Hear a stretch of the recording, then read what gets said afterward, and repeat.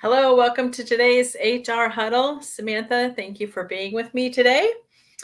And we thought we would talk about delivering feedback in all the coaching that Samantha and I do, and that we do in our leadership programs at Convergence Coaching, and even with partners and retreats, and just being able to give feedback to each other or to team members. We've developed some coaching approaches or feedback approaches that we teach.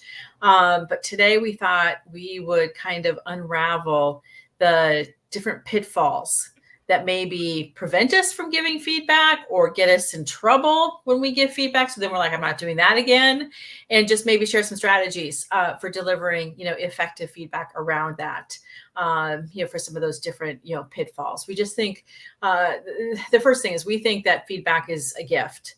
And that's our whole premise of feedback, that I value you enough and I care about your success and you winning here in our relationship that I will take the time and have the courage to give you feedback. Mm-hmm. So I think that's the first premise that I would say in how we approach feedback. And for many, that's a mindset shift. And so that might be something, to talk about within your firm and share that is, the approach that we take, or that's the mindset that we have about giving feedback. I saw a meme lately and it's like, you don't have to worry if I'm arguing or, I'm upset or I have opinions. I care. You have to worry when I start being silent. Mm-hmm. And I just think that's so spot on when we think about, feedback also. So anything, as I'm thinking about that, Sam, is there anything that you would add just from a kind of level setting about feedback? Does that strike anything for you? No, I think you're 100% accurate. I think it takes a lot of courage to be able to deliver feedback and to do it well. And it comes from a place of caring. And it also is successful when we've done a good job of establishing expectations. Feedback is a much different scenario when we have not done a good job of establishing clear expectations. And that clarity can sometimes be a mystery to people because they think that they've been clear on what it is, but when it all unravels, then you realize, whoa, we really had a different perspective on what was supposed to happen. And so it really needs to start with that foundation of true clarity of the expectations. Yes. And by the way, you'll have less disappointment feedback conversations the better job you do with setting expectations up front. So if we get really good at delegating and being really clear about what the expectations are, put it in writing, have them write the recap to say it back to you to ensure that they did understand what you were talking about and that you were specific enough, because I often find I wasn't specific enough. I did give by when dates, internal by when dates and all of that, but it will minimize the number of those, disappointed, conversations you have. But then it does set it up to have a better frame, like you said, Samantha, to have that conversation about what didn't work because we were specific in it. So I think that's really important. Exactly. I think another place to start, if we think about pitfalls, is what do we often do when we do have a disappointment with somebody and we go and complain about it to somebody else. So I'll complain about Caroline to Samantha, which I don't do. But we, as human nature, we do that. Or I'll complain in a partner meeting, or we'll do it in our roundtables when we're doing our performance reviews. We'll tell all the other managers, what's wrong, but we never gave that feedback to them. We call that triangulation. Those of you that have been following us and know us, the term. And, it's not going to the source. I'm not going directly to Caroline in my example. Instead, I'm going to, Samantha, and Samantha cannot solve it. And it just, creates, gossip and churn and worry, because then Samantha's worrying about, well, who is she complaining about me to? And so it is not productive. And so that's probably, the first step is to say, all right, I need to schedule an appointment with Samantha, with Caroline, and talk to her about the feedback that I have and share that feedback with her. So, for many of us, we have to refrain from triangulating or complaining about it. And I know we just finished another deadline last week. Like, we're always finishing a deadline in the heat of the moment. It could just feel like I'm just venting, but it's not productive. and it doesn't give Caroline the opportunity to get better. And so that's the bottom line. And then it just perpetuates. We're going to be up on the next deadline and we're going to have the same issue or the same concern. Or I pass Caroline off to Renee and let her work with, her instead. We never solved the issue. And then Renee experiences it, et cetera. So no manipulation. Yes. Well, and another thing that I think can spur or spawn from that is you go ahead and blow off the steam because you went around and told other people about it. And so you never told that person, right? And so, it just goes by the wayside. It never happens. And then it happens again. And now maybe you don't have that downtime right after the deadline and you're tired or you're grouchy, or in your mind, you're saying, we just went through this. And now you deliver feedback. Perhaps you actually go directly to the person, but you're doing it grouchy. You're coming from frustration. You're coming from irritation. And in fairness, this person doesn't know that you have driven them to this point prior to that. And so when we deliver feedback out of that irritation or frustration or exhaustion, we are not going into a feedback conversation that's going to be productive, because that person is going to see the look on your face. They're going to read that body language. They're going to hear the tone of your voice or your email, if heaven forbid you're doing it through that. And they're going to get defensive, and they're not going to be listening to what you're saying. But instead, they may be getting defensive, reactive, because they're responding to the emotions that are coming from you. And that's really not an effective way of delivering feedback either. And certainly is one that can hurt any type of exchange, either in that moment or the next time you try to go give feedback as well, because there's going to be defensiveness right there as that person is maybe coming into the conversation. Yes. Very good point. So timing the delivery of your communication when you're fresh in the morning, not on a Friday afternoon, very bad time. When it's the end of the week, we're trying to wrap everything up. So just, maybe right after lunch, whatever it might be, I think that's valid. And that leads to the next one. That does not give you the excuse not to give feedback because I'm too busy. It's our peak period. I am tired. I've got, clients, piling up, and team members that want to see me, and partners that want to talk to me, and prospects and whatever. We do have to make time, and all the time, and when they're doing the work. And so we've got to figure out, how do we budget that time in to give feedback, and, share, what went well, what didn't go well, or interrupt things so they don't perpetuate a pattern. That's probably one of the most frustrating things that we hear young people tell us is like, if I would have gotten that feedback, during busy season, I wouldn't have perpetuated it on, X number of returns, but instead I get it in July during my performance review, way too late. Now, yes, it will make a difference for extension season, but it could have made a big difference, way before that. And so one of the ways to make time is do it in smaller chunks. Do huddles. It doesn't have to be this. We think about feedback when we think about these big performance reviews. That's not what we're talking about here. I can just do regular check-in huddles, do a 15-minute huddle with the people I'm working on my projects with. And it helps us stay on the same page. It helps us minimize breakdowns. So again, the less feedback you have to give about, disappointment or when we're off track, because I'll catch it sooner. But then I have an opportunity right there and say, hey, let's look at this. And talk through what changes, we need to make next time. And there's something not connecting there. So talk through the process with me, or however we set that up. Or I expected, based on our conversation, you would have this, and it's not this way. How come? But if I do those in small increments on a regular, like weekly basis, I can make the time for them, and it will actually save you time in the back end. You will get minutes, maybe hours on the back end from not having to correct things. They're not escalating and blowing up, et cetera. So I know time is one of the, pitfalls or reasons we use to not give feedback, but we can accommodate for that. And that's where we need to be careful too, that the feedback is not only being delivered through review notes or through a Teams message or through email. Because again, you have some people that are going to interpret that differently. Your tone may not be what you intended. And we tend to be more brief. However, we don't always get the true sentiment of what the issue is out, right? There's no back and forth in the feedback. And gosh, there's so many conversations I've had with coaches recently where they're saying, I've delivered feedback, but I'm not seeing the change in their behavior. And in part, it's because we're not having a real conversation about it. It's just blah. It's one way. Here it is. This is what I'm seeing. And then the person who gave the feedback is saying, I'm at a loss. I don't know if the person's disengaged. I don't know if the person just doesn't get it.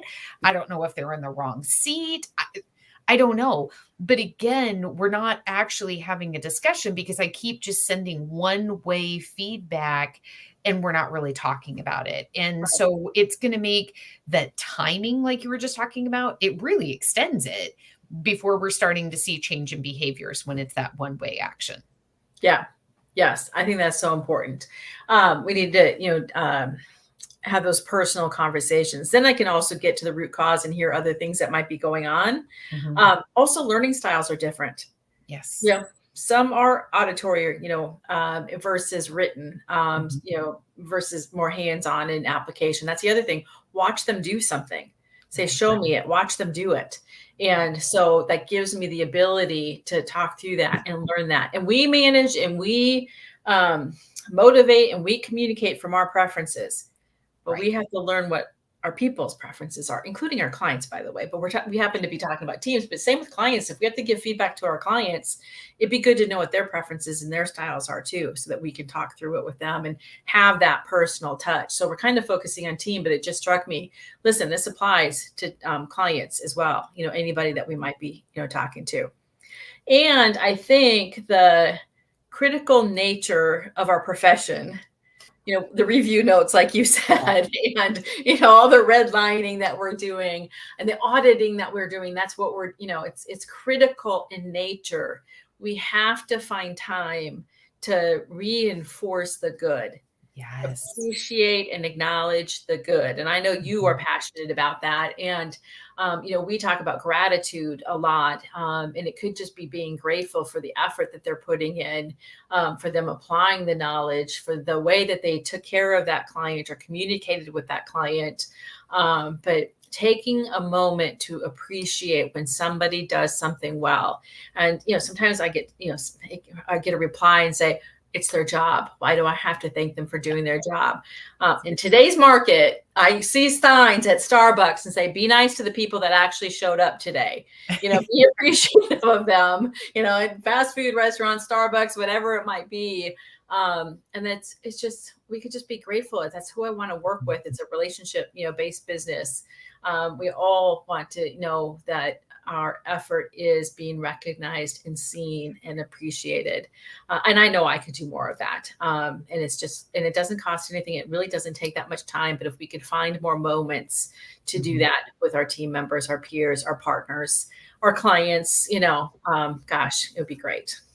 Yeah, it's so true. I'm so grateful that you brought that up because I think we do forget that acknowledgement is a form of feedback as well. Yes. When all we give is the negative or the corrective feedback, it can also really make people feel as though I'm failing at my job. Right. If all I get is feedback of how I need to improve or could correct or need to do it better, and then especially some of your folks that will really take that sentiment to heart and very coachable people, they could really perceive that hey, I don't do anything right. Maybe I need to go elsewhere because maybe I'm just not a fit here. And I have talked to people that have lost people in that situation and they've been heartbroken because they thought, oh man, I was giving them feedback because I saw all this potential in them. And I really wanted to help them get to the next level. And now they're realizing but I never told them what they did well and that we appreciated all that they brought to the table. And so I'm so grateful that you brought that up because I think it is such an important aspect of feedback that I don't think we associate the two quite enough. And another element to feedback that ties in with the acknowledgement is really thinking about follow up. If you're going to have a feedback session, don't forget the follow up. Mm. Don't forget that if we're talking about these are actions or these are behaviors to stop doing, start doing, maybe there's some new training or learning they need to do so they can improve. Let's make sure we have that follow-up conversation instead of we have the gravity of potentially that discussion that we had, and then we never talk about it again. Right. Because that can also leave the person wondering, well, was it really that significant? Or, hey, I'm busy and they haven't said anything else again about that. So follow-up's an important piece in the whole feedback process as well. And it might be acknowledgement, or it might be that there's still room to improve. Of course, it all depends on the situation, but follow-up is another component not to be left out or left behind when we really think about the full, like the whole full process of feedback. Right. Yes, for sure. Otherwise, this kind of goes into a black hole, and it was like, was that really important, or did that really mean anything? Plus, we don't get momentum. We don't see that change, like you were talking about. It takes reinforcement over time. So, for sure. I also think that sometimes we don't give feedback because we're worried about hurting the other person's feeling. We're worried about the relationship, or in today's market, we're worried that people might get offended and leave. And, with our capacity constraints that we have, sometimes we worry about all of those things. And if we go back to the beginning, what I said is feedback is a gift. I am committed to your success here. I'm committed to you winning here. I value you. I might even say that. I might say, I want you to be successful on this engagement. I want you to be able to build on these experiences so you can get promoted to senior, whatever it might be. I can share what my commitment is with that individual. And if I start there and I share that feedback, and it's based on trust, it's based on rapport, the more relatedness I have with an individual, the easier it is to give feedback. So that's another reason to spend time in those huddles, know your people. We've talked about in other HR huddles, building that rapport and, talking to your partners and managers about really, knowing your people. Mm-hmm. It becomes much easier, to give that feedback. And, then they'll value it. They'll say, you're willing to take the time, you're busy. Maybe it's awkward feedback, or, maybe it's in the middle, of a client upset, and I care about you enough to bring you into it and bring you along so that you can learn from it. We can solve it together. That goes a long way for people. And we often talk about, what was the most, meaningful feedback that you ever got from somebody in your career. And sometimes it was like that awkward feedback, or it was that feedback that maybe stung a little bit, but my gosh, it was a pivot place. And thank goodness somebody had the guts and took the time to give it to me. And so that relationship, if we approach it from that way, that relationship will get strengthened. You will build a bond, you will build a trust, and also feedback's two-way, that they can share that with you as well. So I think that's important as well. I could not agree with that more. I can think of some key feedback I received throughout the course of my life that I went home in tears at the end of that day. But you know what? I go back and I can look at that person, and I have so much respect that they had the courage to say that. And they knew that I would take it hard, but they also knew it was something I needed to hear. And I have the ultimate respect for those individuals and gratitude that they shared it with me, because it's like what you said. I can think of specific pivot points in my career based on feedback. And so the opposite of what you were just saying too, where hey, I'm coming from this from love and concern, and paraphrasing a bit of what you said, but coming from that angle, one other that I would strongly caution about when you're delivering feedback is really being cautious of using blaming language, Mm. where you're pointing the finger at the person, or maybe even at others in the situation. Maybe the blaming is you're blaming other people in the scenario and almost taking them off the hook. There's so many different ways that blaming when we're giving feedback just really does not make it constructive, really does not help us, any of us, get to that next level. And I just want to make sure that people are aware of that and really think through that approach. They're going into a feedback conversation, that we're really not using that approach. We're not using that blaming language or a blaming tone, but let's just be 100% responsible. I, as the person giving the feedback, could I have done anything differently? Asking the person you're giving the feedback to, what could they have done differently about the situation? And let's go find a solution. Let's not pin blame somewhere. Yeah. Or use generalizations. Yeah. You always, you never, and that can kind of feel a little blaming, but I'm going to then focus on the you always, you never, or I'm going Mhm. to focus on that blaming tone and deflect. And we want the message to be heard. So our word choice is super important. So, setting up how you're going to approach the conversation before the conversation is important, and coming from hopeful intentions and hopeful interpretations, letting go of how they're wrong. Mhm. I can make a list of all the reasons they're wrong, but I got to go find out, and I got to come from that love and concern. So I have to set that aside and go find out. And that can help frame it and have the right word choice too. And sometimes we feel like it's not our place. And so Yes. we have to ask permission.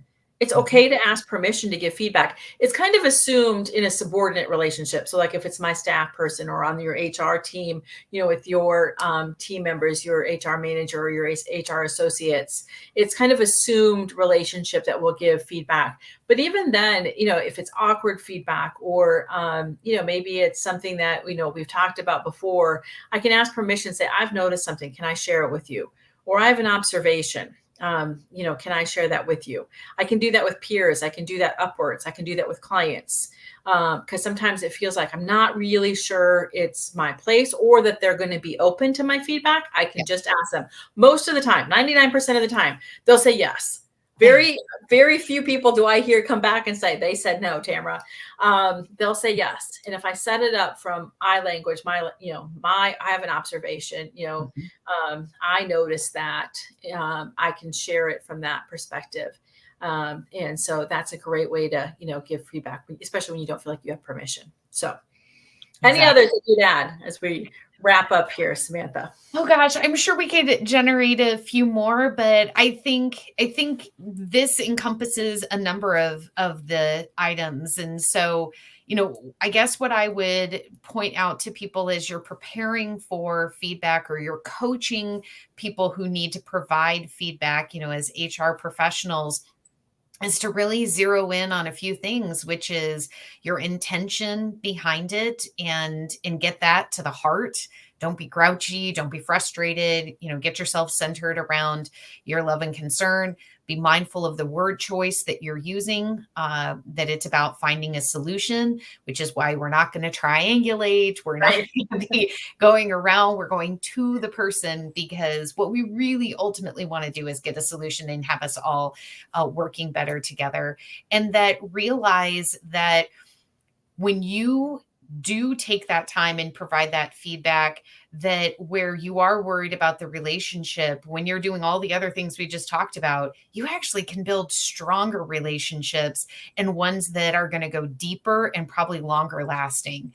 And so where you absolutely have those worries of, how are people going to see me or look at me, you do these other things, you're going to be seen as a real professional and somebody that people can trust. Yeah.